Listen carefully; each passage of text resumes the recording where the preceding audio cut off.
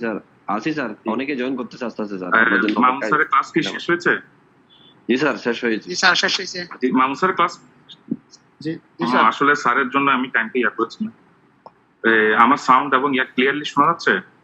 জি sir শোনা যাচ্ছে sir.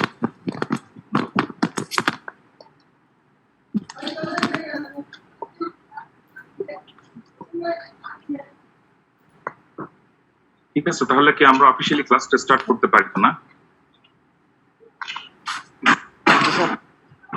ধন্যবাদ। যাই হোক, গত ক্লাসে যারা ছিলেন আপনারা, আমরা তো আলোচনা করেছিলাম হিন্দু আইনের উৎস সম্পর্কে। তো সব উৎস আমরা আলোচনা করিনি। আমরা দুটো উৎস বলেছিলাম, যে আমি বলেছিলাম যে এই ক্লাসে এটা আলোচনা করব। সেটা একটা যুক্তিসঙ্গত কারণ ছিল। তার মধ্যে একটা ছিল প্রথা, আর একটা ছিল ব্যাকটাম ব্যালেট। দুটো কেন পরবর্তীতে আলোচনা করব, অনেকে জয়েন করতেছে স্যার। তাহলে কি আমি আরেকটু ওয়েট করব? একটু স্যার, একটু স্যার আমরা স্যার আরেকটু ওয়েট করতে পারি স্যার, ভালো হবে। অনেকে নাকি মিস করবে স্যার। স্যার মাত্র 40 জন জয়েন করেছে তো স্যার, 100 জন উপরে থাকে স্যার। এটার জন্য না, আসলে সময়টা গত ক্লাসও আসলে ডিউ টাইমে দেরিতে হওয়ার দরুন অপেক্ষা করতে করতে ডিউ টাইমে আমরা করতে পারি। সেখানে আমি আর কমিট, আপনারা বলেন কমিট আমরা করবো। স্যার আমরা 5টা মিনিট ওয়েট করতে পারি। বেশি না, 5 মিনিট। ঠিক আছে, তাহলে শার্প 5 মিনিটস মানে 8:35 শুরু করি। ঠিক আছে? ঠিক আছে স্যার। ইনশাআল্লাহ।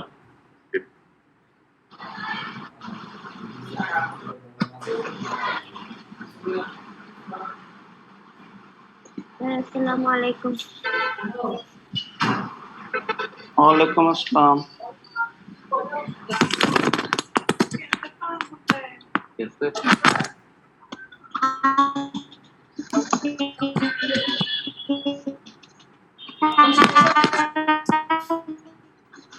আসসালামু আলাইকুম স্যার। আসসালামু আলাইকুম স্যার। জি স্যার করতে পারেন। 8:35 বললাম। আসসালামু আলাইকুম, কেমন আছেন? আলহামদুলিল্লাহ, আমরা এখন একাডেমিক বিষয়। স্যার আসসালামু আলাইকুম। জি ওয়ালাইকুম সবাইকে আসসালাম এবং সবাইকে সালাম। প্লিজ কোঅপারেট উইথ মি, সময়টা যেহেতু সংক্ষিপ্ত এই জন্য। আমি যেটা মাঝখানে শুরু করেছিলাম, গত ক্লাসে সংক্ষেপে আমরা হিন্দু আইনের বিভিন্ন উৎস সম্পর্কে আলোচনা করেছিলাম। 9টা ছিল, তার মধ্যে দুটো বিষয় আমরা আলোচনা করিনি। একটা ছিল প্রথা, আর একটা ছিল ব্যাকটাম ব্যালেট। কেন সেটা আলোচনা করিনি, মূল ক্লাসে যাওয়ার আগে একটু আপনার সাথে বলি।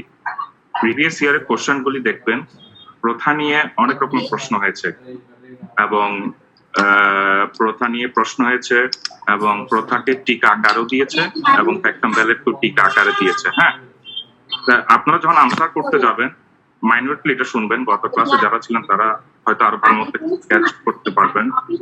যখন উৎস আকারে বলবে তখন তো আপনাদের এত বিষয় ডিটেলস বলার প্রয়োজন নেই, মূল কথাটা প্রত্যেকটা উৎস আপনারা আলোচনা করে যাবেন। কিন্তু যখন প্রথাকে উল্লেখ করে কোনো প্রশ্ন করবে, একটা ফুল ফ্লেজ কোশ্চেন,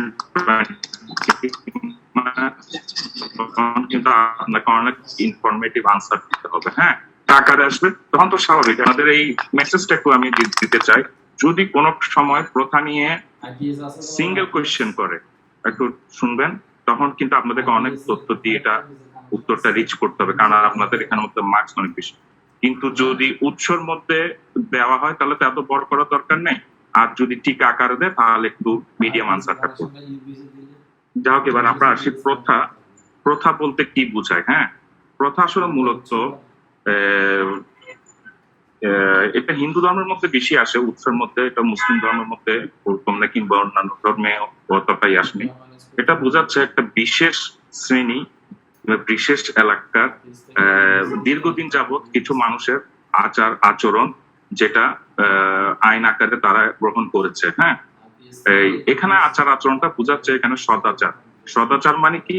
কোন মুনিগণের আমরা আলোচনা করেছিলাম ওনাদের রীতিনীতি কিংবা তাদের অনুসৃত নীতি।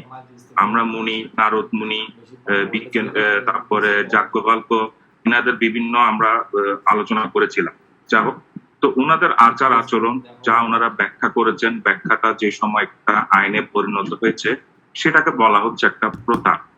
দ্যাট মিনস আমরা উৎস আলোচনা করার সময় কিছু উৎস আলোচনা করেছি যেটা ঐশিক আইন, ডিরেক্টলি যেটা ঐশ্বরিক প্রদত্ত হয়ে আসছে, যেটা ধরে নেওয়া হয়। কিছু আলোচনা করেছিলাম যেমন একটা জুরিসপ্রুডেন্সের পজিটিভ লর মতো, ম্যান মেড ল, মানুষ্য সৃষ্টি। এই যে বলেছিলাম না, হিন্দু আইন, বিবাহ আইন যেটা 2012 সালে হয়েছে, যেটা আমরা পরবর্তী বিবাহের মধ্যে এটা আলোচনা করব। আর এই ঐশ্বরিক আইন থেকে কিছু জিনিসটা মানুষ আচার আচরণ দীর্ঘদিন শরণার্থী কাল থেকে অনুসরণ করে জিনিসটা নির্দিষ্ট শ্রেণী, নির্দিষ্ট পরিবার এবং নির্দিষ্ট গোত্রের মধ্যে এটা তারা ধারণা করে নিয়েছে, এটা তাদের উপর একটা প্রযোজ্য আইনের সমতুল্য। আপনাদেরকে যদি প্রথা নিয়ে ডেফিনিশন দেওয়া হয়, প্রথা বলতে কি বুঝো, তাহলে সেটা হবে একটা বিশেষ শ্রেণী কিংবা এলাকার দীর্ঘদিন যাবৎ কিংবা শরণার্থী কাল যাবৎ কোনো আচরণ যেটা আইনের তুল্য তারা গ্রহণ করেছে। একটা কথা মনে রাখতে হবে, হিন্দু আইন, যেটা আমি প্রথম ক্লাস বলেছিলাম, হিন্দু আইন একটা পার্সোনাল ল, লাইক মুসলিম ল, যেটা ডিভাইন ঐশ্বরিক সাথে। আমরা এখানের মধ্যে আলোচনা করব ওই অংশটা যেখান থেকে সেটা আইনে রূপান্তর হয়েছে। এর বাদ বাকি আমরা অন্য কোনো কিছু এখানের মধ্যে আলোচনা করব। প্রথাটা আমরা এখানে কেন আলোচনা করছি, প্রথা অনেক কিছু আছে, কিন্তু প্রথার অংশটা কিভাবে আইনে এসছে সেই জিনিসটা আমরা এখানে মেইনলি ফোকাস করব। এখানের মধ্যে বৈধ প্রথার অন্যতম, আচ্ছা, প্রথা 3 প্রকার, যেটা একটু আগে বললাম। প্রথা একটা হচ্ছে স্থানীয় প্রথা, ইংলিশ যেটাকে লোকাল কাস্টম বলে। একটা আছে শ্রেণী প্রথা, যেটা ক্লাস কাস্টম। হিন্দু আইনে তো শ্রেণী প্রথা কিংবা বর্ণ প্রথা একটা অন্যতম একটা চরিত্র এটা। এবং আরেকটা হচ্ছে পারিবারিক প্রথা, ফ্যামিলি কাস্টম। কাস্টম 3টার মধ্যে লোকাল কাস্টম হচ্ছে নির্দিষ্ট এরিয়ার মধ্যে, নির্দিষ্ট এলাকার মধ্যে, বিশেষ অঞ্চলের মধ্যে যে এলাকার মানুষ অনুসরণ করছে কোনো নির্দিষ্ট নিয়ম দীর্ঘদিন আগে। তারপরে শ্রেণী প্রথা হচ্ছে বিশেষ বর্ণ, বিশেষ গোত্র, 4টি বর্ণ না হিন্দু মধ্যে, আমরা যেটা আলোচনা করেছিলাম প্রথম ক্লাসে, 4টি বর্ণের মধ্যে যারা অনুসরণ করছে। আর পারিবারিক প্রথা যেটা ফ্যামিলি প্রথা, ফ্যামিলি প্রথাটা হচ্ছে নির্দিষ্ট পরিবারের মধ্যে। তাহলে এটা মনে রাখবেন, স্থানীয় প্রথা হচ্ছে নির্দিষ্ট এলাকা, বিশেষ অঞ্চল, বিশেষ পরিধি নিয়ে। শ্রেণী প্রথা হচ্ছে নির্দিষ্ট বর্ণ কিংবা নির্দিষ্ট গোত্র নিয়ে। আর পারিবারিক প্রথা হচ্ছে পরিবার ভিত্তিক, যেটা যেমন একটা উদাহরণ দিলে আপনারা বুঝবেন। অনেক জায়গায় আমরা দেখি পরিবারের যে মঠ কিংবা মন্দিরের যে ধারাবাহিকভাবে কে প্রধান হবেন সেটা পরিবার থেকে আসে, সেটা পারিবারিক কালচার। অনেক জায়গায় যিনি প্রথম পুরুষ থাকেন কিংবা পরিবারের প্রধান ছেলে, এটা যেভাবে হয়ে থাকবে না কেন, এটা ইংলিশ স্টাইলে কিংশিপ ওভাবে হতে পারে, কিংবা যিনি বেশি ধর্মীয় জ্ঞান আছেন উনি হতে পারে। তাহলে প্রথম আলোচনা করলাম প্রথা বলতে কি বোঝায়, দ্বিতীয় আলোচনা করলাম প্রথা হচ্ছে মূলত 3 প্রকার। এবার হচ্ছে মূল জিনিসটা, একটা প্রথা আইন রূপে হতে গেলে, একটা বৈধ প্রথা আইনগত মর্যাদা পেতে গেলে কি কি বৈশিষ্ট্য থাকতে হবে, এটা আমি সামারিলি বলে যাই। আপনারা বই নিয়ে থাকলে আশা করছি ইতিমধ্যে আপনারা বই নিয়েছেন, আপনারা এটা পড়ে দেখবেন। প্রথমগুলিতে জাস্ট একটা গতানুগতিক আলোচনা করলাম। এখন থেকে আসছে সবচেয়ে ইম্পর্টেন্ট বিষয়গুলো, যে একটা বৈধ প্রথা আইনগত মর্যাদা পাওয়ার ক্ষেত্রে কি কি বৈশিষ্ট্য থাকতে হয়। প্রথম বৈশিষ্ট্যটা, এটা সুপ্রাচীন হতে হবে। সুপ্রাচীনই অনেক মানে কত প্রাচীন হয়। ইংল্যান্ডে তো 1189 সালের রাজা কিং রিচার্ড থেকে ধরে আমাদের দেশে অনেক হিন্দু তাত্ত্বিকরা যারা হিন্দু আইন নিয়ে গবেষণা করে, ওরা অ্যাটলিস্ট 1793 সাল থেকে ওরা শুরু করে। 1793 সাল নিশ্চয় আপনারা জানেন, ঐতিহাসিক যে চিরস্থায়ী বন্দোবস্ত ওই সময়টা থেকে শুরু করে, এবং অন্যান্য জায়গায় শতবর্ষ পুরানো জিনিসটা বিবেচনা করা হয়। এই জন্য আপনারা দেখবেন আমরা বিভিন্ন ধর্মীয় উৎসব পালন করার সময় হিন্দু ধর্মের, সনাতন ধর্মের মধ্যে যারা আছেন তারা জিনিসটা ভালো জানবেন, আমরা উল্লেখ করার সময় প্রথম করি পোস্টার কিংবা ব্যানারে শতবর্ষীয়। এটা একটা মিনিং আছে। মিনিংটা হচ্ছে মানে কি, যে কোনো মহা উৎসব কিংবা উৎসব পালন করার ক্ষেত্রে একটা ধারাবাহিকভাবে এটা অনুসরণ করে আসছে, যেটা একটা দীর্ঘমেয়াদী, একটা অনেক দিন ধরে থেকে, মাঝখান থেকে শুরু হয়নি এটা। তাহলে প্রথমটা হতে হবে সুপ্রাচীন, যেটাকে অ্যান্টিকুইটি বলে। দ্বিতীয়ত হবে নির্দিষ্ট, মানে সুনির্দিষ্ট হইতে হবে। আপনি একটা প্রথা পালন করছেন, যে প্রথাটা বোঝা যাচ্ছে না কি, সেটা মেসেজটা কি, মিনিংটা কি, মানে আইনের মতো আর কি। আইন যখন আপনারা কোর্ট বিল্ডিং এ পালন করতে যাবেন, যখন মাননীয় আদালত থেকে যখন কোনো প্রার্থনা পেতে প্রতিকার পেতে যাবেন, আপনারা কি কোনো অস্পষ্ট কিছু বলবেন? নিশ্চয়ই যে জিনিসটার উপরে আপনি রেমিডি চাচ্ছেন সেটাই আপনি হাইলাইট করবেন। ঠিক যখন প্রশ্ন উত্তর দিবেন, আপনাকে বলেছে যে জিনিস, আমি গত ক্লাস যেরকম বললাম, খাতায় মার্কস পেতে গেলে মূল কোন বিষয়টা আনতে হয়, সুনির্দিষ্ট একটা থাকতে হয় বিষয়। তারপর একটা হচ্ছে রিজনেবলনেস, যৌক্তিকপূর্ণ। কারণ একটা কথা কি, আমরা তো এসব জায়গা থেকেই আজকে লিটারেলি আইনটা আমরা পাচ্ছি, হিন্দু আইনটা। এই হিন্দু আইন তো কোনো পার্সোনাল ল না। যেমন কন্ট্রাক্ট অ্যাক্ট, একটা এলাকার মধ্যে বাংলাদেশ কন্ট্রাক্ট অ্যাক্ট, আপনারা যেটা ফৌজদারি কার্যবিধি বলবেন, আমাদের এখানে 1898 আর ভারতবর্ষে মানে অ্যামেন্ডমেন্ট করার পর 1973 না কোন সময়, হ্যাঁ, তাহলে এগুলো হচ্ছে অনেকটা ল্যাক্স লসির মতো, মানে স্থানীয় আইন। কিন্তু হিন্দু আইন সে যেখানে যাক না কেন তার সাথে আইনটা সে নিয়ে গমন করছে, এবং এটা একটা ব্যাপক পরিধি, এবং যেখানে যাচ্ছে সে যে অনুসরণ, যে প্রথা, যে কাস্টম, যে ট্রেডিশনটা ফলো করবে, সেটা একটা যৌক্তিকপূর্ণ সুনির্দিষ্ট হতে হবে। আমাদের দেশে যদি আমরা মিউনিসিপাল ল নিয়ে চিন্তা করি, স্থানীয় আইন নিয়ে যদি চিন্তা করি, আমরা দেখবো যে আমাদেরও তো একটা কাস্টম আছে, ঠিক না? কোন কাস্টম? ব্যবসায়িক পরিণতি, কি আনা যাবে কি আনা যাবে না, সরকার অনেক সময় শিডিউল রিশিডিউল করবে। এর বাইরে বহির্ভূত কোনো কিছু হলে সেটা আমাদের ক্লাসের মধ্যে পড়বে না, এবং সেটা অবৈধ হতে পারে, কিংবা সেটার উপর ধার্যকৃত ট্যাক্স অনেক বেশি হতে পারে। তাই আমাদের সরকারও সবসময় কোন পণ্য আনা হবে, সেটা স্থানীয় পণ্য হোক কিংবা শুল্ক মুক্ত হোক, যে কোনো পণ্য যেটার উপর যে ধার্য করা হয়, এটা একটা যৌক্তিক একটা বর্ণনা দেওয়া হয়। সো এখানের মধ্যে সেম আমাদের আচার আচরণ যেটা আমি ফলো করব, সেটা পারিবারিক হোক কিংবা স্থানীয় প্রথা হোক কিংবা শ্রেণী প্রথা হোক, যে আচরণটা আমরা অনুসরণ করব সেটা হতে হবে সুনির্দিষ্ট, দীর্ঘমেয়াদী, রিজনেবল, এবং আইন বহির্ভূত হবে না, মোরালিটির বহির্ভূত হবে না, এবং এক্সিস্টিং ল বহির্ভূত হবে না। আমি এগুলি বলছি, আপনারা চিন্তা করবেন একটা জিনিস। ধরেন কোন একটা আইন, কোন একটা প্রথা বললো যে কি আমাদের মধ্যে সম্পত্তি দুই রকম হস্তান্তর করতে পারে। আপনারা যখন ট্রান্সফার অফ প্রপার্টি অ্যাক্ট করবেন, সম্পত্তি হস্তান্তর হয় কিভাবে? একটা ট্রান্সফার পোস্টমর্টেম, একটা ট্রান্সফার ডাইভোর্স। মানে কি একটা জীবিত অবস্থায় ট্রান্সফার হয়, মানে কি বেচা বিক্রি, মর্টগেজ, এভাবে। আরেকটা হচ্ছে কেউ মারা গেলে ওই সময়। কোন প্রথা বললো যে না, মারা গেলে সম্পত্তিটা হস্তান্তর হবে না, সম্পত্তিটা রয়ে যাবে, তাহলে এটা তো আপনারা সংবিধান আইন যে পড়ছেন, এটা তো একটা মৌলিক অধিকারের লঙ্ঘন।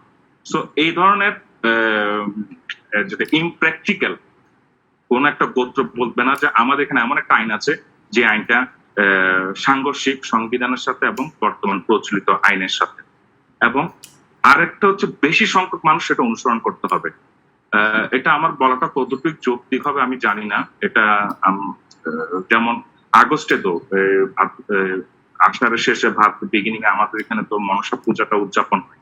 তো মনসা পূজা যখন উদযাপন হয়, আমরা কিন্তু একটা নির্দিষ্ট এরিয়ার মধ্যে আমরা বলি প্রদান করি, আবার কেউ সাদা পূজা প্রদান করে। তাহলে যে যে কাস্টমটা ফলো করে, যে যে প্রথাটা তারা দীর্ঘমেয়াদী পারিবারিক থেকে ফলো করে আসছে, সেটাই তারা অনুসরণ করবে, এবং এটা যৌক্তিক হতে হবে। এটা শেষ হচ্ছে আপনাদের যেটা মামুন স্যার করিয়েছেন, equity, good conscious, natural justice, এইসব প্রিন্সিপালের বহির্ভূত হতে পারবে না কোনো প্রথা। কারণ ধরেন আমরা কোনো মামলা মোকদ্দমায় গেলাম, মামলাটা নিয়ে হিন্দু আইনে ধরেন ওই সময় পর্যন্ত কোনো রুলস কিংবা কোনো আইন সৃষ্টি হয়নি। যেমন উত্তরাধিকার আইন নিয়ে তো একটা আলোচনা চলছে, আমরা যতদূর জানি আমাদের অনেক সিনিয়র লয়ার যারা সনাতন সম্প্রদায়, তারা অলরেডি এটা নিয়ে অনেক তারা মতামত দিয়েছেন। ওখানে মধ্যে অনেক রকম যুক্তি দিচ্ছে, মানে হিন্দু মহিলারা কি সম্পত্তি পাবে কি পাবে না, এখন এটা আইন আকারে আসে না। প্রত্যেকটা মতামত দেওয়ার ক্ষেত্রে তারা চিন্তা করেন এই যৌক্তিকতাটা কিভাবে দিচ্ছেন। হ্যাঁ, জুরিসপ্রুডেন্স যখন আপনারা পড়বেন তখন তো কি একটা থাকে রেশিও ডিসিডেন্টি, একটা স্টেট ডিসাইসিস। একটা সিদ্ধান্ত করার সময় সিদ্ধান্তটা পিছনে জর্সাব কি যুক্তি দিচ্ছেন এবং যুক্তির কত অংশ এটা কাজে লাগাচ্ছে, এবং সেটাকে স্পিকিং অর্ডার বলে কিনা।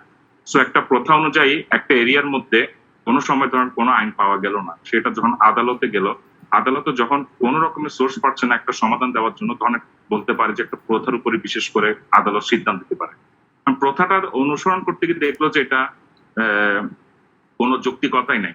যেমন একজন অন্যভাবে নিবেন, এখানে আমাদের অনেক মহিলারা আছে, সিনিয়র শিক্ষার্থী, একজন হিন্দু মহিলা, সে স্বামীর অনুমতি ব্যতি রেখে, এখানে তো আমরা তো জানি যে চিরজীবনস্থায়ী একটা সম্পর্ক, সে সম্পর্কটা নিজে নিজে বিচ্ছিন্ন করে স্বামীর অনুমতি ছাড়া সে আরেকটা বিবাহ করলো।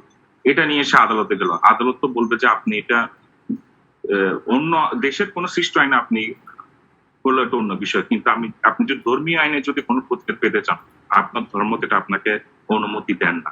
সো এগুলো আপনারা বইতে পাবেন। একটা বৈধ প্রথা আইন হিসাবে আসার জন্য কি কি জিনিসগুলোকে দেখা হয়। এবার এত কিছু বলার উদ্দেশ্য হলো, একটি আইন যখন এভাবে যখন আমরা দেখবো যে কোনো আইন সুপ্রাচীন সুনির্দিষ্ট যেসব পয়েন্টগুলো বললাম যুক্তিপূর্ণ হয়ে আসছে, তখন দেখতে হয় এই আইনটি কি নিয়ে কোনো অস্পষ্টতা সৃষ্টি হচ্ছে নাকি স্পষ্টতা হচ্ছে এই প্রথা এই আচরণটা। হ্যাঁ, এরপরে দেখতে হয় এই আইনটা কি আসলে কি ব্যাপক সংখ্যক মানুষ ফলো করছে, অনুসরণ করছে, এটা দেখতে হয়। এরপর দেখতে হয় যে এটা কি আসলে নৈতিকতা বিরোধী বিহীন কিনা, মানে এটা কি মোরাল গ্রাউন্ডসটা বেশি কিনা। যেহেতু এটা একটা ধর্মীয় জিনিস সৃষ্টি থেকে এটা আইনটা করতে হচ্ছে। হ্যাঁ, এটা যদি নেপালে হতো, নেপাল তো প্রথম হিন্দু রাষ্ট্র ছিল, এখন তো এটা আমাদের মতো একটা গণপ্রজাতন্ত্রী রাষ্ট্র। হ্যাঁ, কিন্তু আমাদের যখন মুসলিম ওরিয়েন্টেড দেশে একটা সম্প্রদায়ের জন্য আইন সৃষ্টি করতে যায় কিংবা আদালত থেকে যখন প্রতিকার দিতে চাই, তখন যখন নির্দিষ্ট লিখিত আইনের বাইরে গিয়ে আমরা যখন ঐশী আইনের উপর নির্ভর করি এবং ওই ঐশী আইনের একটা অংশ হচ্ছে প্রথা, তখন দেখতে হয় এই সমস্ত যুক্তিযুক্ত জিনিসগুলো আছে কিনা। যখন দেখা যায় যে হ্যাঁ এটা কোনো ইয়া নয়, কি বলে যে সব দিক এটা আইনি অংশ ঠিক আছে, তখন এটাকে একটা বৈধ প্রথা হিসেবে কাউন্ট করা হয় এবং এই বিষয়টা আইনি সমতুল্য হয়। আইনি হয় কিভাবে? সেই আদালতের সিদ্ধান্তের মাধ্যমে। আর সেই আদালত সিদ্ধান্তটাকে আমরা কি বলি? নজিরত্ব। আমরা যে গত ক্লাসে একটা উৎস পড়েছিলাম এই জিনিসটা। এতটুকু বুঝতে কি কারো কোনো সমস্যা হয়েছে?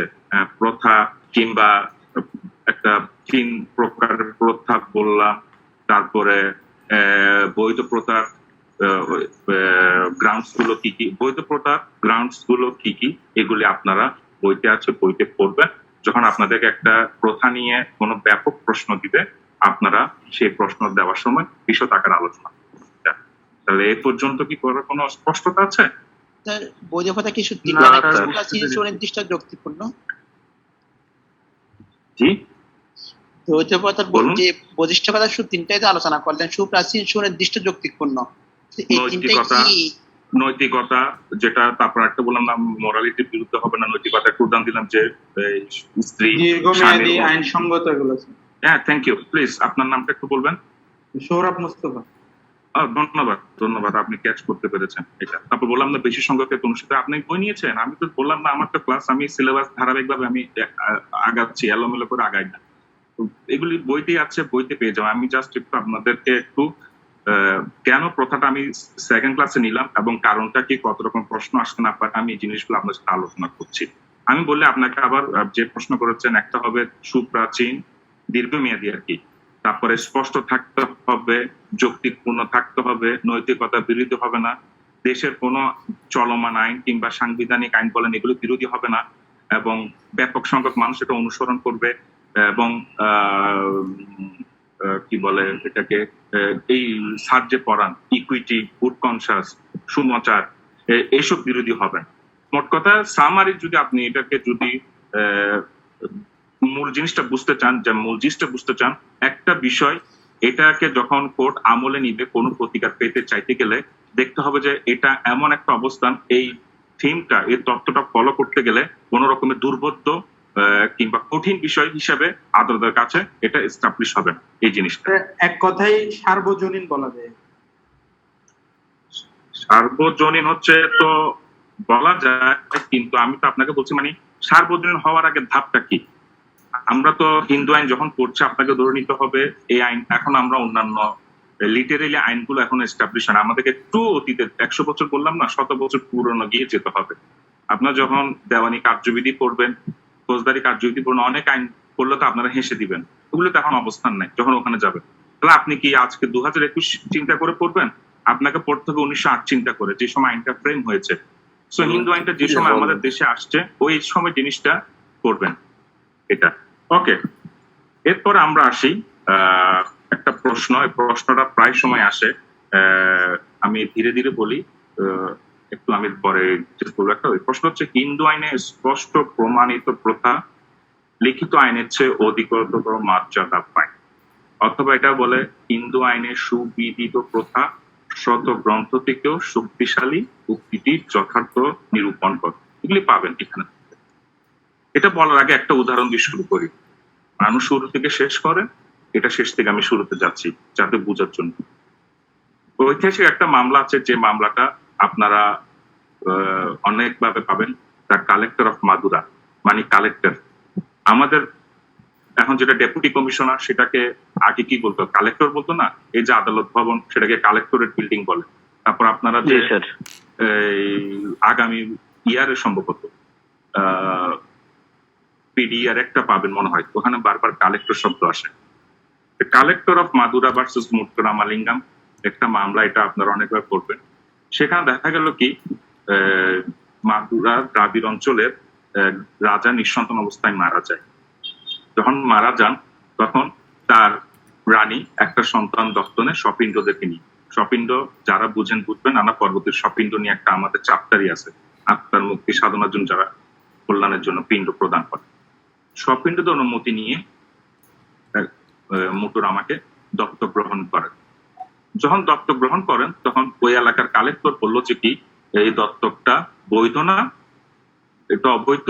সো রানী এবং রাজা সম্পত্তি রাষ্ট্রের কাছে যাবে।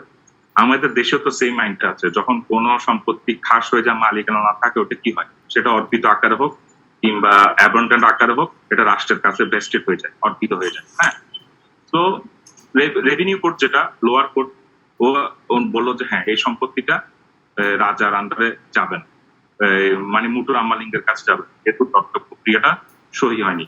এরপরে ইউজুয়াল আমরা তো কোনো রাইটস হ্যাম্পার হলে আমরা কি করি, দেওয়ানি আদালতে যাই। দেওয়ানি আদালতে যাই, তখন হয় কি, দেওয়ানি আদালত, এই যে আমি আপনাদেরকে প্রথা বললাম, আপনাদের সাথে প্রথা আলোচনা করলাম, এরপর এই বিভিন্ন যে গ্রাউন্ডস আলোচনা করলাম, সুদীর্ঘ এবং যৌক্তিক, রিজনেবল, তখন প্রিভি কাউন্সিল তো জানেন, যেটা এই ভারতীয় উপমহাদেশের বিষয়টা নিয়ে যখন ইংল্যান্ডের আদালতে যেত, যে আদালতটা হাইস্ট কোর্ট সিদ্ধান্তটাকে প্রিভি কাউন্সিল বলতো, তখন প্রিভি কাউন্সিল দেখলো যে কি, ইউরোপিয়ান জাজরা এই যে একটু আগে আপনাকে যতগুলি ঘটনা বললাম সবকিছু বিবেচনা করেছে। আমি আবার এগুলি ডিটেলসটা না বলি, যতগুলি গ্রাউন্ডস বললাম এগুলি বিবেচনা করেছে। এরপরে দেখলো যে কি, দ্রাবিড় অঞ্চলে দুটো বই ছিল সুপ্রাচীন, একটা হচ্ছে সম্ভবত স্মৃতিচন্দিকা, আরেকটা হচ্ছে মাধব। হ্যাঁ, এগুলো এত আপনাদের ডিটেলস জানার দরকার নেই। দুইটো গ্রন্থ দেখা গেল কি, দ্রাবিড় অঞ্চলে, ওই যে অঞ্চলে রানী ছিলেন, ওই অঞ্চলে স্বপিণ্ডদের অনুমতি সাপেক্ষে মহিলা স্বামী মারা গেলে, স্বামী অনুমতি না দিয়ে গেল কিংবা উইল করে না গেল, দত্তক নিতে পারে। একটু আগে যিনি কোয়েশ্চেন করলেন সার্বজনীন, উনি এখানে মতো উত্তর পেয়ে যাবেন। তখন আদালত, আমরা যদি আজকে থেকে ওই সময় চলে যাই গিয়া 1800 সালে, শেষ লেট 1800 থেকে, তখন কিন্তু এই আইনগুলো এস্টাবলিশ হয়নি, ঠিক না? তখন প্রিভি কাউন্সিল, ইউরোপিয়ান জাজগণ এবং ওদের সাথে যারা আইন পণ্ডিত সহায়তা করতেন, তারা এই দুটো গ্রন্থ উপর দেখলো যে কি, পার্টিকুলারলি ওই অঞ্চলে দীর্ঘদিনের প্রথা ছিল, স্বামী বলে না গেলেও, স্বামী অবর্তমানে কিংবা সাডেন ডেথ এরকম হলে স্বপিণ্ডদের অনুমতি নিয়ে ইয়াদ করতে পারে, দত্তক গ্রহণ করতে পারে, এবং সেই দত্তকটা ওই অঞ্চলে ভ্যালিড। হ্যাঁ, আমার কথা কি তাহলে এতক্ষণ যা বললাম, হ্যাঁ, তাহলে আমি প্রথম থেকে যা ক্লাস করলাম, যা বলে গেলাম, তা কি এই কেস ডিসিশনের মাধ্যমে কি আপনাদের কাছে কি ক্লিয়ার হয়েছে? প্রথমত, কালেক্টর মাদুরা ও তো লোকাল মানুষ ছিলেন না, ঠিক না? আমাদের দেশে তো নেটিভ ইন্ডিয়ানদেরকে তো চাকরি যাওয়ার সুযোগ দেওয়া হয়েছে অনেক পরে, আইসিএস এগুলির পরে। হ্যাঁ, কিন্তু তার আগে তো ম্যাক্সিমাম ছিলেন কলোনিয়াল উপনিবেশিক স্টাফরা ছিলেন। ওরা তো লোকাল আইন বুঝতো না, ওরা বুঝতো কি, যে দেশ থেকে আসতো ওই দেশের আইন। যখন একটা মামলা হলো, মামলা গিয়ে সকল বিবেচনা করলো, দেখা কি যে হ্যাঁ, সেখানে লিখিত আইন তো তখনো পর্যন্ত হয়নি, কিংবা কোন অন্যান্য উৎস থাকুক, দীর্ঘমেয়াদী প্রথা, দীর্ঘমেয়াদী জিনিসটা প্রভাব পাবে। ওই মামলা একটা ইংলিশ একটা ডিসিশন দিয়েছিল, যে clear proof of usage without the textual. কারণ টেক্সট লটা মানে বুঝছেন তো, এই যে আমাদের দেশীয় যেগুলি আইন ওগুলি তো হচ্ছে সব ধর্মীয় ঐশী বাণীর থেকে সৃষ্টি এগুলি। এরপরে একটা জিনিস মনে রাখবেন, এটা আপনাদেরকে একটু অতিরিক্ত একটা জিনিস বলি, শ্রুতি আমরা যে প্রথম বললাম ঐশী বাণীগুলো, একটা ডিরেক্টলি শুনছেন আর একটা শুনে লিখেছেন, হ্যাঁ, এগুলির সাথে যদি প্রথার কোন রকমের দ্বন্দ্ব সৃষ্টি হয়, কে প্রাধান্য পাবে? অবভিয়াসলি প্রথা প্রাধান্য পাবে। কারণ বিভিন্ন নিবন্ধকার, আমরা যে 3 জন নিবন্ধকারের নাম বলেছিলাম একটা পড়ার সময়, আমাদের নাম নিশ্চয় মনে আছে, নারদ মুনির কথা বলেছিলাম, মনুস্মৃতির কথা বলেছিলাম, তারা বললেন যে কি পূর্বে থেকে অনেক কিছু সবকিছু সংহিতা লেখা যায়নি। লেখা না যাওয়ার দরুন যারা আচার আচরণ ফলো করে আসছে, সে আচার আচরণগুলো এখনো পর্যন্ত প্রথা হয়ে আমাদের মাঝে চলমান। সো স্মৃতি কিংবা শ্রুতি শাস্ত্রের সাথে যদি প্রথার কোনো দ্বন্দ্ব হয়, প্রথা আমাদের প্রাধান্য দিতে হবে। এটা এই হচ্ছে আজকে প্রথমত প্রথা পর্যন্ত। প্রথা নিয়ে যেটা বললাম, যদি আপনাদেরকে উৎসর মধ্যে প্রথা আনসার করতে হয়, স্যার একটা যত প্রশ্ন সংক্ষেপ- ছিল। আমি শেষ করি, আমি প্রশ্নটা নিই। হ্যাঁ, জি স্যার। আপনার নামটা বলুন, আমি আপনাকে নক করবো প্রশ্ন নেওয়ার জন্য।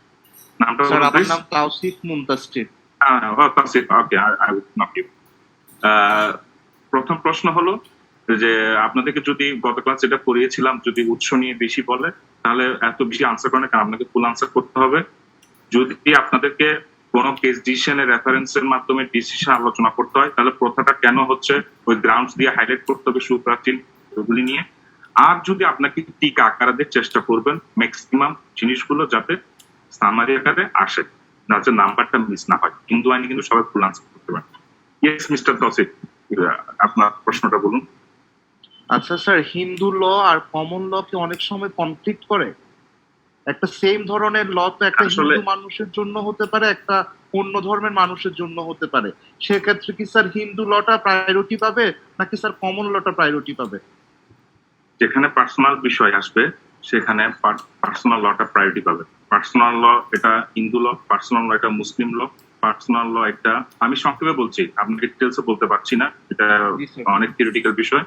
যেমন আপনি মিস্টার তৌসিফ, আপনার যখন মুসলিম ফরেজ মতো আপনার সম্পত্তি যখন বন্টন হবে, তখন কি আপনি কমন ল অ্যাপ্লাই করবেন নাকি আপনার নিজ ধর্ম মুসলিম ল অ্যাপ্লাই করবেন? কোনটা অ্যাপ্লাই করবেন? স্যার মুসলিম ল অ্যাপ্লাই করব। তাহলে ওই ক্ষেত্রের মধ্যে যেখানে পার্সোনাল ল হিসেবে রেমিডি আছে, আপনি ওখানের মধ্যে যাবেন। আর বাদ বাকি জিনিসগুলো তো আমাদের মধ্যে কমন ল এবং সিভি পকেট। হ্যাঁ, বিষয়টা একটু ডিটেলস, তো এখানে আসলে জিনিসটা আসলে অনলাইনে ক্লাসে সব এটা ব্যাখ্যা করার বিষয় না, এবং এটা বলতে আপনার সাথে অনেকটা আমাকে স্টাডি এবং আলোচনা করতে হবে। Thank you sir. এরপরে আসি, তাহলে প্রথা নিয়ে আমি এখানে শেষ করছি, পরবর্তী টপিকসে যাচ্ছি। Fact number, may I proceed? Yes sir. Thank you.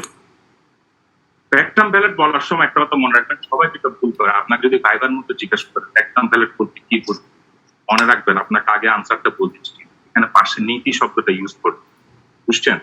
অন্য ফ্যাক্টাম ব্যালেট নীতিটা অর্থ কি? ফ্যাক্টাম বলতে কি, কানাডার মধ্যে তো একটা স্টেট অফ ফ্যাক্টস মানে বিশাল একটা বর্ণনা বক্তব্যকে সামাজিক উপস্থাপন করার আগে ল্যাটিন ফ্যাক্টাম শব্দটা বলে। হ্যাঁ, আর আমরা সচরাচর বাংলায় যদি বলি, বাংলা যেটা বুঝি, বাংলাদেশের যেটা, যেমন আরএস খতিয়ানকে কি বলে? রিভাইজড খতিয়ান, ঠিক না? সিএসকে যে রিভাইজ করে, কিন্তু প্রচলিত ভাষায় কি বলে? রয়্যাল সার্ভে খতিয়ান, যেহেতু ইংল্যান্ড রাজা করেছে। ঠিক ফ্যাক্টাম ব্যালেট বলার সময় আমরা ধরে নিচ্ছি কি একটা ফ্যাক্ট কিভাবে ভ্যালিড হচ্ছে। হ্যাঁ, সো ভ্যালিড কিভাবে হচ্ছে খালি সামারিটা দিয়ে আমরা বলি। আর ডিটেলস আলোচনা করতে গেলে দেখতে হবে যে একটা নীতিটা কিভাবে মাধ্যমে একটা জিনিসকে আমরা বৈধতা দিচ্ছি। এটা একটা উদাহরণ দিয়ে বলি আপনাদের বোঝার জন্য, তারপর আমি ডিটেলসে যাব। ধরুন, এটা আমাদের ধর্মীয়, সব ধর্মীয় আছে। আমাদের ধর্ম বলতে আমি তো প্রথম বলেছি, যখন আমরা হিন্দু ল ক্লাস করছি, যে সময়টা ধরে নিতে হবে যে আমরা সবাই এই আইনের অনুসারী, এই আইনটা আমরা জানার চেষ্টা করছি। তখন কে কোন সম্প্রদায়, ওটা আপনারা মাথায় রাখবেন। ক্লাস শেষ, যার সম্প্রদায় শেষে চলে যাবে এখানের মধ্যে, তাহলে জিনিসটা বুঝতে আপনাদের সুবিধা হবে। যখন কেউ বিয়ে করলো, হিন্দু সনাতন ধর্মে বলা আছে, বিশেষ করে নির্দেশ হিসেবে, নির্দেশনামূলক হিসেবে, আদেশমূলক না, অবশ্যই অভিভাবকের অনুমতিটা গ্রহণযোগ্য। অভিভাবকের অনুমতি নিয়ে করতে হবে, কিংবা অভিভাবকের অনুমতিটা প্রযোজ্য। একদম ভাইটাল পয়েন্ট। আচ্ছা, দেন সেকেন্ড পয়েন্ট ইজ দত্তকের ক্ষেত্রে, দত্তকের চ্যাপ্টার তো আমরা এগুলি করবোই। দত্তকের মধ্যে আসলে তো পিণ্ড দান এসব ক্ষেত্রে আমরা সন্তানের পুরুষ সন্তানটা একটু আমাদের বিবেচনায় রাখা হয়, এই যে সামাজিক আলোচনার মধ্যে একমাত্র সন্তানকে দত্তক দেওয়া অথবা নেওয়ার ক্ষেত্রে আইনগত একটা সাজেশন আছে যে না নেওয়াটা উত্তম, না দেওয়াটা উত্তম। তাহলে ওই পরিবারের মুখাগ্নি, ধর্মীয় কৃষ্টি, কালচার এগুলো কি করবে? হ্যাঁ, এগুলো হচ্ছে একটা নিষেধাজ্ঞা, একটা পরামর্শমূলক। তাহলে কেউ যদি বিয়ে করে ফেলে, ধর্মীয় যে সিস্টেম বিয়ে করতে বলে যদি করে ফেলে, কিন্তু অভিভাবকের সম্মতি নিল না, তাহলে কি এটা বোঝা যাচ্ছে ওই বিয়েটা অবৈধ? না স্যার। হ্যাঁ, আপনার নামটা বলুন। উর্মিতা খানম। একটু নামটা বলবেন, আমি তো আসলে দেখতে পাই না, নাম শুনতে শুনতে যাতে একটু আমাদের জানা হয় জিনিসটা। আমার নাম হচ্ছে স্যার উর্মিতা খানম। হ্যাঁ, থ্যাংক ইউ, আপনি এই জিনিসটা করছেন। কারণটা কি, বিবাহটা তো ধর্মীয় দৃষ্টিকোণ থেকে যেভাবে করা সেভাবে করা হয়েছে। অভিভাবকের সম্মতিটা, এখানে গার্জিয়ানশিপটাকে গুরুত্ব দেওয়া হয়েছে। তাহলে খালি সম্মতিটা নেওয়া হয়নি, কিন্তু ধর্মীয় জিনিসটাকে তো অবজ্ঞা করা হয়নি। তাহলে ঘটনাটা কি ঘটলো, যে একটা যেভাবে এটাকে কি বলে, মানে যা করা কিংবা ঘটা উচিত নয়, কিন্তু সেটা ঘটে গেল। কিন্তু যা ঘটা নিষেধ, মনে রাখবেন কি বলেছি, নিষিদ্ধ কাজ কিন্তু এখানে বৈধতা দিচ্ছে না, কিন্তু উচিত না মানে কি, মানে একটা আমরা মেয়ে মানে বলি না শ্যাল এবং মেয়ের মধ্যে একটা তফাৎ আছে না। একটা শ্যাল বলতে কি, যখন অর্ডার দিবে সেটা মানে কি মানতে হবে। আপনার জুরিসপ্রুডেন্সে বলবেন সেলফ প্রিজাম্পশন, মে প্রিজাম্পশন, অনুমিত ধারণা এবং ইয়া ধারণা। সো এখানের মধ্যে বলছে কি, যে জিনিসটা নৈতিকতা দিক দিয়ে বলা হয়েছে মানে এটা করাটা উচিত না, এটা করো না, কিন্তু করে ফেললে এটা অবৈধ হবে। এই অবৈধ হবে না তার মানে কি, বৈধতা পাচ্ছে না জিনিসটা পরোক্ষভাবে।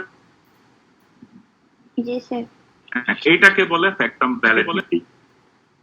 যেমন সেই ছেলে বিয়ে করলো অভিভাবকের অনুমতি ছাড়া, সে তো ধর্ম তো চেঞ্জ করেনি, নিজ ধর্মের মধ্যে ছিল, ধর্মীয় নীতি অনুসরণ করলো।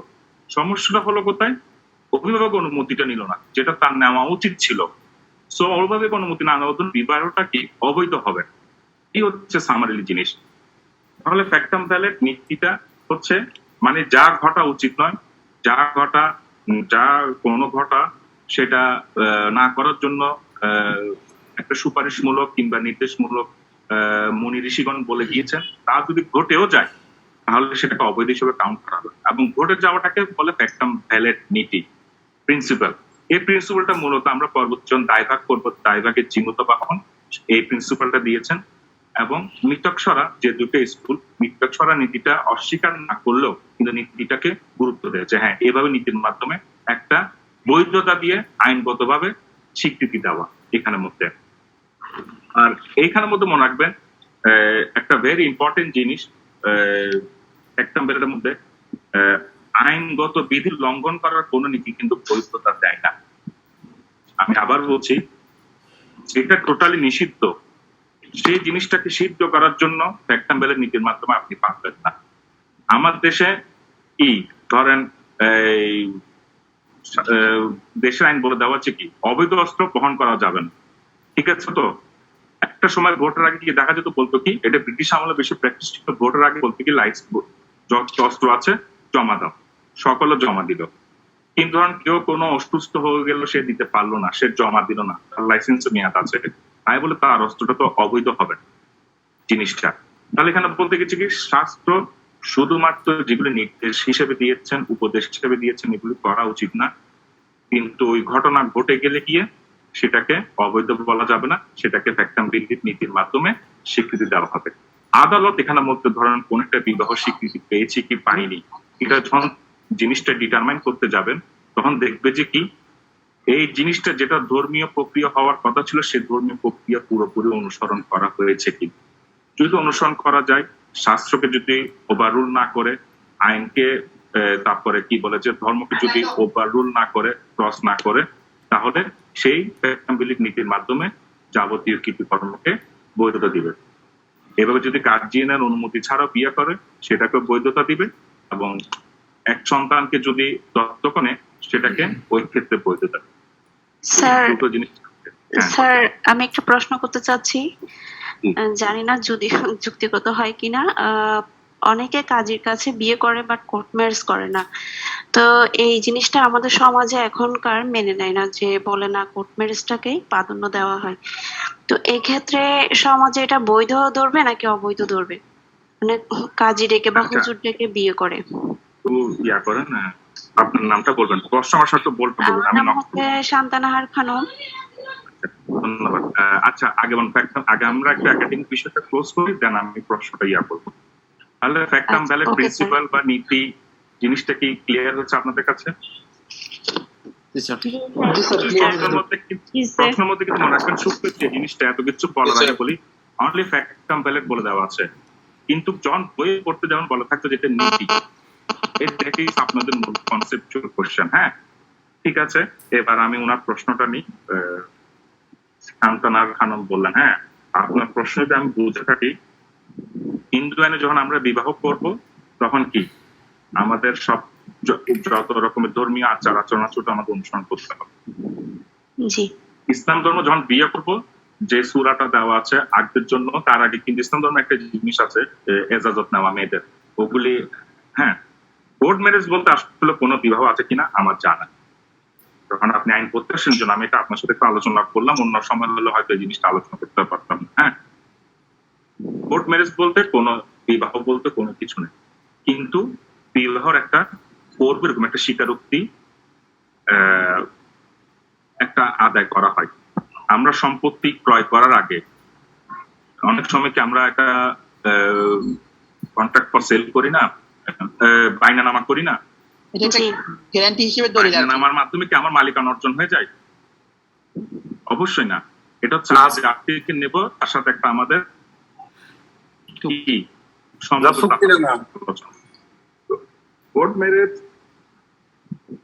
হ্যাঁ, তো কোর্ট ম্যারেজ বলেন, আপনার প্রশ্ন যেটা বললেন, কোন আইনে কোর্ট ম্যারেজের মাধ্যমে ওই আইন অনুযায়ী যে বিবাহটা হতে হয় ধর্মীয় দৃষ্টিকোণ থেকে দেয়। কিন্তু আপনি যখন মুসলিমরা পড়বেন, ওটা মুসলিমরা আছে, আমি এই জন্য ওখানের মধ্যে জানবো না, ওখানের মধ্যে একটা কোয়েশ্চেন দেয়, ভ্যালিড বিয়ে, অনেক বিয়ে আছে, ইরেগুলার বিয়ে, অনেক রকম বিয়ে আছে, কিন্তু সন্তানটা কিন্তু সন্তানের অধিকারটা কি হবে, এটা কিন্তু মুসলিম যে আইন আছে ওই আইনে, হিন্দু আইনে আমরা করবো সন্তান অধিকারটা নিয়ে কিন্তু ওখান থেকে প্রশ্ন রাইজ করে, ওটা ওখানের মধ্যে যাবে না। আপনার সরি কিছু বলেছে কেউ? না, বিষয়টা ক্লিয়ার হয় না। বিষয়টা ক্লিয়ার হয় না বলতে এটা কি বৈধতা নাকি অবৈধতা, বিষয়টা হচ্ছে ওইখানে। মানে এটা আমরা প্রথম বলেছি বৈধতা হতে গেলে ধর্মীয় আইনটা ফলো করতে হবে। হিন্দু আইনে বিয়ে করতে গেলে সেটা যেভাবে বলা আছে ওরকম করে, আর মুসলিম আইনে বিয়ে করতে গেলে যেটা আগ করিয়া চলতা। এটা তো ইসলাম শরিয়ার মোতাবেক কিংবা ধর্মের, স্যার এটা অবৈধ কেন হবে স্যার? এটা তো মানে দেশের, আমি তো অবৈধ বলি, আমি বললাম যে ইসলামের দৃষ্টিতে ইসলামী শরিয়ার মোতাবেক মানে ধর্মীয় নীতি অনুযায়ী বিয়েটা সম্পন্ন, এটা মানতেছি, এটা ঠিক আছে, কিন্তু এটা হচ্ছে মানে কোর্ট ম্যারেজটা মানে কতটুকু গ্রহণযোগ্যতা, মানে এটা কি সামাজিকতার জন্য করান নাকি এমনি বোঝে, মানে না ওটা হচ্ছে মানে মসজিদ ধর্ম নীতি অনুযায়ী বিষয়টা বিয়েটা সম্পন্ন, এটা বুঝতে পারছি, কিন্তু কোর্ট ম্যারেজটা ক্লিয়ার হয় নাই। আপনি আমার কথা একটু শুনে কোনো সাউন্ড করবেন না, হ্যাঁ সাউন্ডটা ডিস্টার্ব করছে বেশি, আমার কথা হয়তো আপনি বুঝতে পারবেন।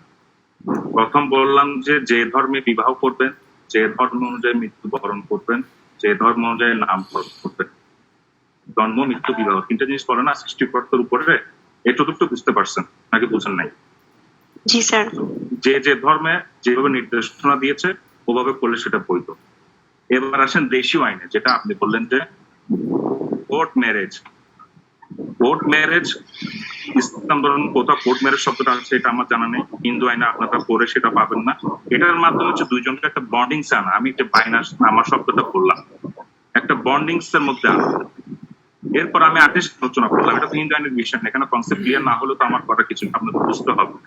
এরপর আমি বললাম যে মুসলিম আইনে যখন যাবেন সেখানে ইরেগুলার ম্যারেজ, রেগুলার ম্যারেজ, অনেক রকম ম্যারেজ পাবেন এবং ওই সন্তানের অধিকার কি হবে সেখানে মতো আপনারা জিনিসটা পাবেন।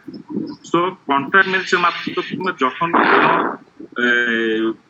সন্তান জন্ম নিবে তখন অধিকার যখন প্রশ্ন আসবে তখন আসবে আইন আদালতের বিষয়, কিন্তু ধর্মীয় দৃষ্টিকোণ থেকে এটাকে স্বীকৃতি ওভাবে দেয় না।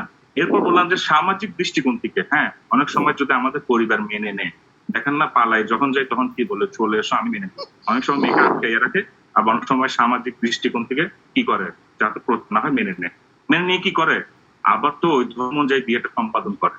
কারণটা কি, ধর্মীয় দৃষ্টিকোণ থেকে নিকাটা তো রেজিস্টার হয়নি, এখন তো হিন্দু আইনে তো রেজিস্টার সিস্টেমটা আনতেছে। কারণ আপনি যখন বিং এর যে রিলিজিয়ন ওই রিলিজিয়াসকে তো ফলো করতে, ওটাকে তো ওভাররেট করে আপনি করতে পারবেন না। Yeah, ধন্যবাদ স্যার। এই জিনিসটা কি এখন অস্পষ্ট আছে? না, স্যার প্রশ্ন হচ্ছে স্যার, স্যার কোনটা বৈধ কোনটা অবৈধ এটা স্বীকৃতি কে দিবে? হ্যাঁ, কোনটা বৈধ কোনটা অবৈধ এটা স্বীকৃতি কে দিবে? এটা স্বীকৃতি কি রাষ্ট্র দিবে নাকি ধর্ম দিবে? একজন বলেন, প্রথম রাষ্ট্র কথা বললেন না আপনি? জি আমি বলছিলাম স্যার। হ্যাঁ, রাষ্ট্র তো পার্সোনাল আইনের উপর তো কোনো সময় হ্যাম্পার করবে না, ওখানে তো হস্তক্ষেপ করবে না। তাহলে এটা অবৈধ স্যার কেমনে বলবো স্যার?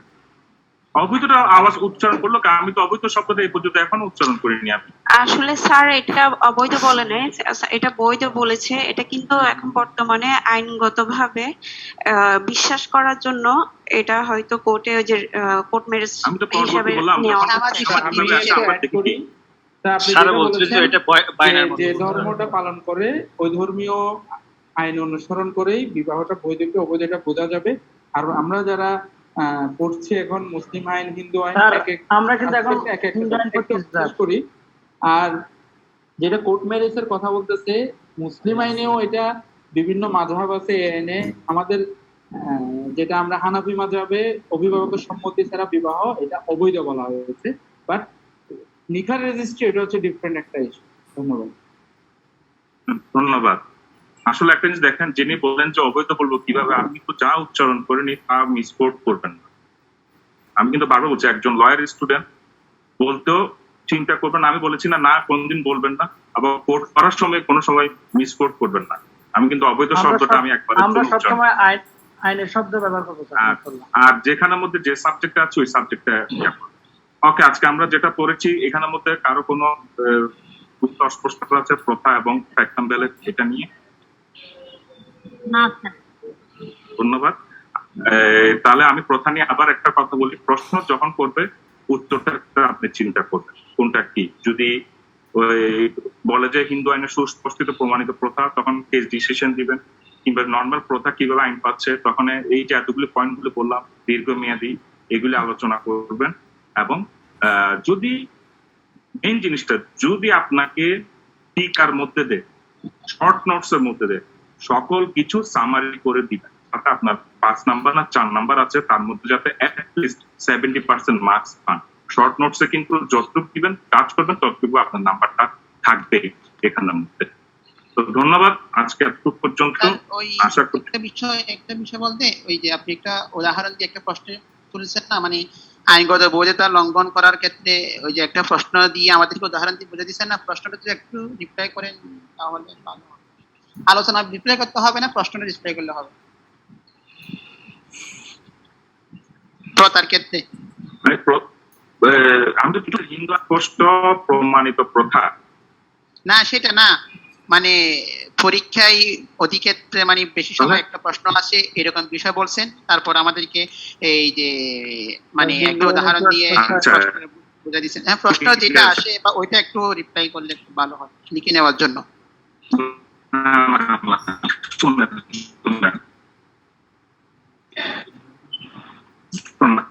আমি যে সময় খাতা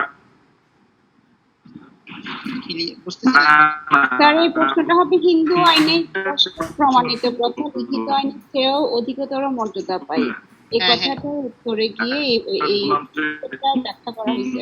হ্যাঁ, আপনি যেটা বলছেন কথাটা স্পষ্ট প্রমাণিত প্রথা লিখিত আইনের চেয়েও চলে গেলে ভালো হয় স্যার। স্যার স্যার আমরা মূল আইনে চলে গেলে ভালো হয় স্যার।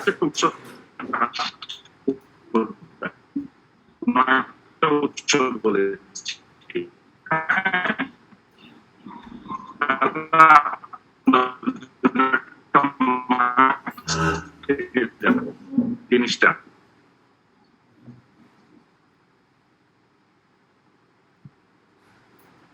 হ্যালো স্যার কি ডিসকানেক্ট হয়ে গেছে? না, শেষ ক্লাস কোথায় আমরা সিলেবাসে যেটা চাকরি অবশ্য বলছি কিন্তু উৎস বিভিন্ন মত বা মিথেকশনের মধ্যে।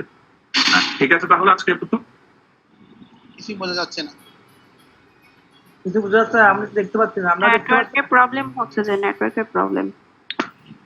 নেটওয়ার্ক প্রবলেম দেখা দিচ্ছে।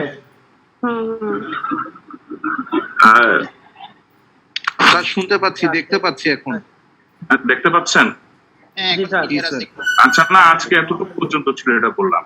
আর উনি যে বললেন মূল আইন, যে আমরা ধরেন এখানের মধ্যে যেখানে মূল আইন তো বিবাহ ক্ষেত্রে ছাড়া অন্য জায়গা হয়তো আমরা মূল আইন তো এরকম করে কোন আইন এখানের মধ্যে হয়তো পাবো না, কিন্তু যেখানে যেটা রিলেটেড সেটা আমি না স্যার, আমি এটা বলি নাই। সবাই যেহেতু ভোট ম্যাচে চলে যেতে ওটা বাদ দিয়ে আমরা হিন্দু আইনে চলে যাই, ওটা বলছিলাম। Thank you, please. আপনার কপারেশন ধন্যবাদ। আসলে ট্র্যাকটা ক্লাস রুমে অনেক সময় আলোচনা করা যায়, বুঝছেন, কিন্তু লিমিটেড সময়ে আসলে অনেক কিছু করা যায় না স্যার। আমি পরবর্তী যেটা বলতাম এটা একটু ব্রেক আপ হয়ে যায় গিয়ে, ঠিক না? জি স্যার, কন্টিনিউশন থাকে না স্যার প্রেক্ষাপট আর নীতির উপর প্রথার উপর স্যার আমার একটা প্রশ্ন ছিল স্যার।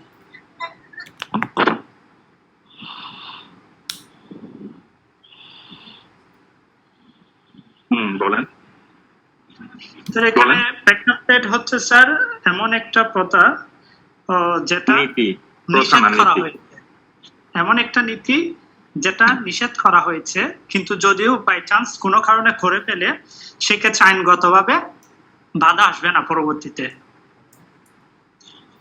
হ্যাঁ, আমি বলেছি কি নিষিদ্ধটা ঠিক আছে, কিন্তু এটা মানে কি, মানে উপদেশমূলক নিষিদ্ধ আর কি, মানে হার্ড এন্ড ফাস্ট ভাবে স্ট্রিক্টলি এটাকে নিষেধ করা হয়। একটা উদাহরণ দিলাম না, মানে বিবাহ ক্ষেত্রে অভিভাবকের অনুমতিটা নিয়ে বিবাহ করতে বলেছে, এরপরও যদি অভিভাবকের কনসেন্ট ছাড়া বিবাহ না করে থাকে, কনসেন্ট ছাড়া কিন্তু ধর্মীয় যেভাবে বলা হচ্ছে যদি বিবাহ করে থাকে, বিবাহটা অবৈধ হবে না, বাট এই নীতির আলোকে এটা বৈধ হবে জিনিসটা। কিন্তু স্যার ধর্মীয় যদি এমন একটা প্রথা প্রচলিত থাকে যে বিয়ের ক্ষেত্রে অভিভাবক অবশ্যই উপস্থিত থাকে, প্রথার মধ্যে আছে একটা প্রথা প্রচলন আছে হচ্ছে অভিভাবক বিয়ের মধ্যে উপস্থিত থাকে, কিন্তু ওই বিয়েতে পেকটাম প্লেটের আমরা যদি পেকটাম প্লেটের হিসাবে নিই সেক্ষেত্রে অভিভাবক উপস্থিত ছিল না, সেক্ষেত্রে আমরা প্রাধান্য কোনটাকে দেবো, প্রথাকে দেবো নাকি পেকটাম প্লেটকে দেবো?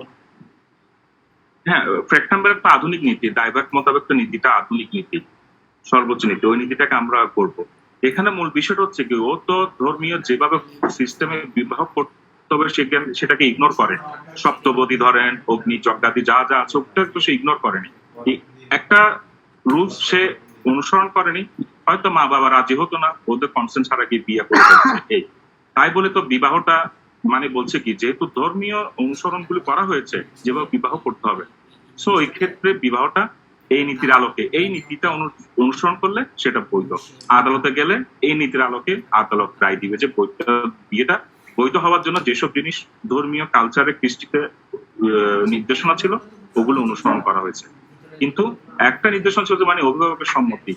কারণ আমাদের এখানের মধ্যে পরবর্তী একটা সিলেবাস দেখবেন কর্তা, আর পরবর্তী একটা আছে যৌথ জয়েন্ট ফ্যামিলি, অভিভাবক হচ্ছেন উনি মেইন অভিভাবক।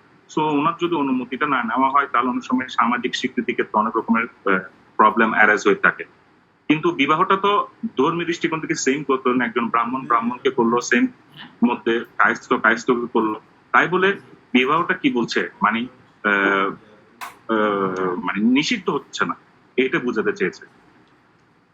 স্যার আরেকটা বিষয় হচ্ছে স্যার প্রথা আর নীতির মধ্যে স্যার পার্থক্যটা কি হবে?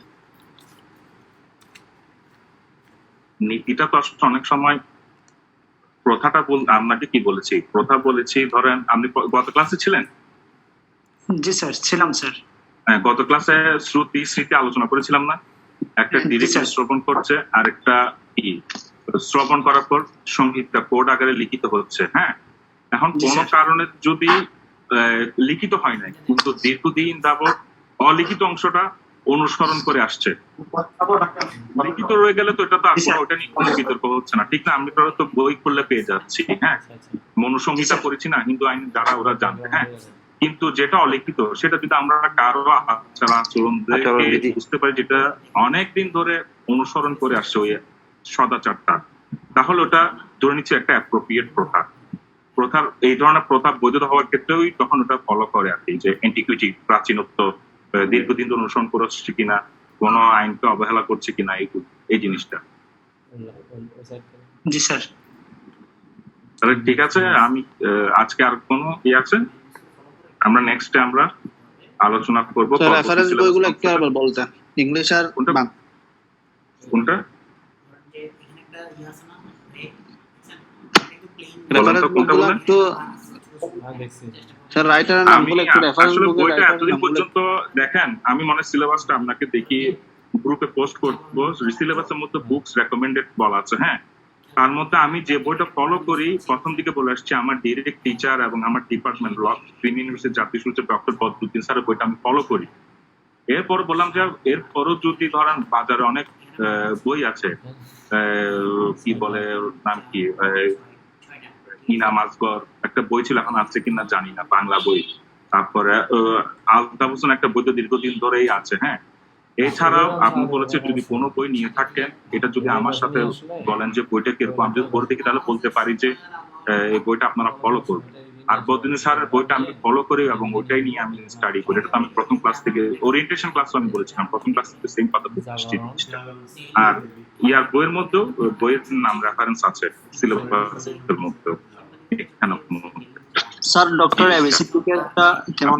আচ্ছা, এখানে মতো বইয়ের ছবি দিয়েছে মনে হয়, কেউ একজন পোস্ট করেছিল, দেখলাম কে কোন বই এখানে মধ্যে, আর বই রেফারেন্স তো পেজের মধ্যে কেউ একজন পোস্ট করেছে ফার্স্ট ইয়ারের সকল বই সুন্দর করে ওখানের মধ্যে। আপনারা তো ওই বই অনুসারে আপনারা অগ্রসর হতে পারবেন।